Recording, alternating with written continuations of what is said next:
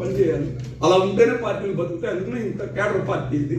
మనం ఆ విధంగా చేస్తున్నాం. డిస్కషన్స్ అయితే నడుస్తాయి. ఆయన దాన్ని ఓపెన్గా చెప్పారు కాబట్టి హ్యాపీగా మనందరం కూడా ఆ విధంగా పనిచేస్తూ ముందుకెళ్దాం. ఇక నేను మీ అందరి అనుమతితోటి సబ్జెక్ట్లోకి వెళ్ళవచ్చా? ఓకే. దీనికి ఒక చిన్న ఉదాహరణ చెప్తా. ఒక ఊళ్ళో ఒక పెద్ద ఉంటుంది. ఆమెకి 2 పిల్లలు, ఒక కూతురు. పిల్లలిద్దరికి, పెద్ద పిల్లాడికి ఒక కొడుకు చదువు అయిపోయి ఉంటాడు.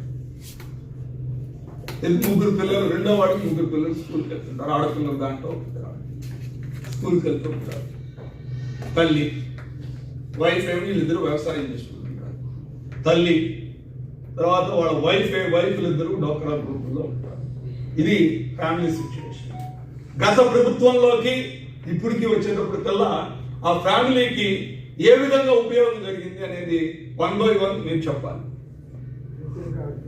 ఫస్ట్ పెన్షన్ వచ్చింది కదా పెద్ద ఆమెకి, 4,000 రూపాయలు పెన్షన్తో ఇల్లంతా ఆనందంగా ఉంది కదా, వచ్చిందా లేదా? నెక్స్ట్ పిల్లలకి, 3 పిల్లలకి కూడా తల్లికి వందనం పడింది. పిల్లలు హ్యాపీగా చదువుకుంటున్నారు. 3వది, ఆ పిల్లలు స్కూల్కి వెళ్తానికి, తక్కువ ఊరు స్కూల్కి వెళ్తానికి ఆడపిల్లలు కాబట్టి వాళ్ళ 3కి ఫ్రీ బస్ వచ్చింది. ఫ్రీ బస్సులో వాళ్ళు పోతున్నారు. 4వది, 2 అన్నదమ్ములు వ్యవసాయం చేసుకుంటున్నారు. రైతు భరోసా వాళ్ళకి పడి, అన్నదాత సుఖీభావ వాళ్ళకి పడి వాళ్ళు సుఖంగా ఉన్నారు.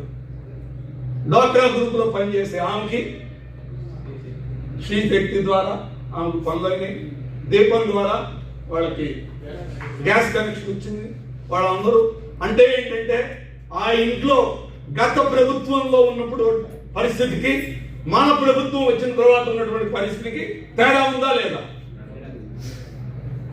మనం ఎక్కడైనా మాట్లాడితే అదే ఉదాహరణ మనం చెప్పాలి. ఎందుకంటే మేమేంటంటే మీకు ఇక్కడ వచ్చి చెప్పడం అంటే మేము ఇక్కడ చెప్పింది మీరు తీసుకెళ్ళి ఒక క్లస్టర్ ఇన్ఛార్జ్ అంటే ఒక్కొక్కళ్ళు దగ్గర 25,000 ఓట్లు మీరు అధిపతులు. మీ నాయకత్వంలో 10 క్లస్టర్స్ ఒక నియోజకవర్గంలో పనిచేస్తే 250